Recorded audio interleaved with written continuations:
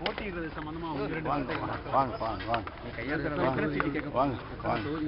எல்லாமே இன்னைக்கு ஈவினிங்ல தெரியும். வாங்க வாங்க.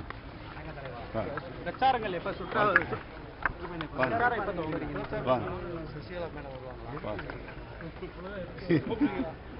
பிரச்சாரம் எப்ப துவங்குறீங்க? வாங்க, எல்லா கேள்விக்கும் பதில் வரும். வாங்க.